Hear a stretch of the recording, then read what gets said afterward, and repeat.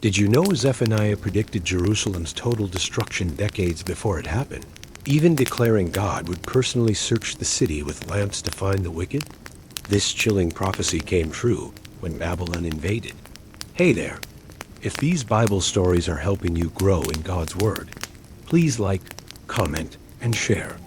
And don't forget to subscribe and hit the bell so you never miss a new summary. Let's keep spreading the word, one story at a time. God bless you. Now let's continue. This is a story about God's fierce judgment and his promise of restoration for the humble remnant. The word of the Lord came to Zephaniah during the reign of King Josiah of Judah. Zephaniah traced his lineage back to King Hezekiah, giving his message weight. God declared a terrifying message. I will utterly sweep away everything from the face of the earth. He pronounced complete destruction upon all living things, humans and animals, birds and fish. The wicked would be cut off. This sweeping judgment targeted Judah and Jerusalem specifically. God declared his wrath against idolatry, against those who bowed down to the stars on their roofs, who swore by Milcom, a false god, and who turned back from following the Lord. He saw the violence, deceit, and complacency festering in Jerusalem. The people thought, the Lord will not do good, nor will he do ill.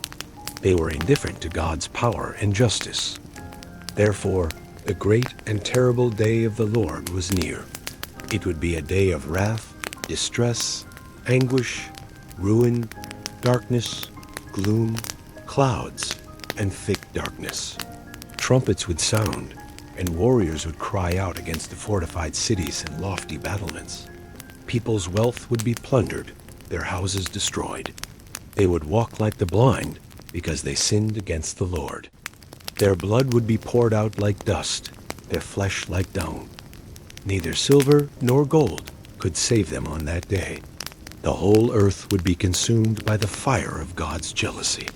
Zephaniah urgently called the nation to gather, a nation without shame, before the decree took effect and the burning anger of the Lord overtook them. He pleaded, "Seek the Lord, all you humble of the land, who do his just commands. Seek righteousness, seek humility. Perhaps you may be hidden on the day of the anger of the Lord." Judgment was not only for Judah. God declared woes against the surrounding nations. The seacoast of Philistia, including Gaza, Ashkelon, Ashdod, and Ekron, would be destroyed, becoming desolate pastures. Moab and Ammon, east of Judah, would become like Sodom and Gomorrah, overrun with weeds and salt pits because they reviled God's people and boasted against their territory. God would be terrifying to them. Ethiopia, too, would fall by the sword. Assyria, the mighty empire to the north, with its capital Nineveh, faced utter desolation. Nineveh, the once proud and secure city, would become a dry waste like a desert, a place for flocks to lie down. Owls and hedgehogs would lodge in its ruins. Everyone passing by would hiss and shake their fist. Its wealth would be plundered, its idols destroyed.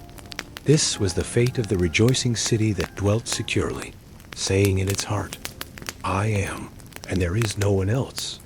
Zephaniah then turned his focus back to Jerusalem, the rebellious, defiled, oppressing city.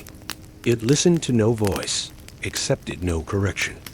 It did not trust in the Lord or draw near to its God. Its officials within were roaring lions, its judges evening wolves that left nothing till the morning. Its prophets were reckless, treacherous men. Its priests profaned what was holy and did violence to the law. Yet the Lord within her was righteous. He did no injustice. Every morning he showed forth his justice, each dawn without fail. He cut off nations. He laid waste their strongholds. He said, Surely you will fear me. You will accept correction. But the people were all the more eager to make all their deeds corrupt. Therefore God declared, Wait for me, for the day when he would arise as a witness. His decision was to gather nations, assemble kingdoms, to pour out upon them his indignation, all his burning anger. The whole earth would be consumed by the fire of his jealousy. Yet, amidst this terrifying pronouncement of global judgment, God offered hope for a purified remnant. He promised, "For at that time I will change the speech of the peoples to a pure speech, that all of them may call upon the name of the Lord and serve him with one accord." He would remove the proudly exultant from among his people. He would leave a people humble and lowly, who would seek refuge in the name of the Lord. The remnant of Israel would do no injustice, speak no lies, and have no deceitful tongue. They would graze and lie down with none to make them afraid. God would rejoice over them with gladness. He would quiet them with his love. He would exult over them with loud singing. He would gather the outcasts, bring the exiles home, and give them praise and renown. He would restore their fortunes before their eyes.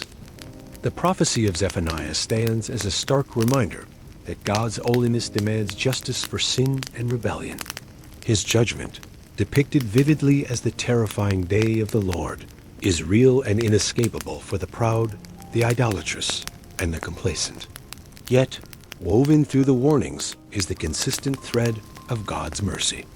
He calls the humble to seek him, to pursue righteousness, promising shelter and restoration for those who take refuge in his name. Zephaniah ultimately reveals a God who fiercely judges wickedness, but passionately delights in redeeming a remnant who turn to him in humility and trust.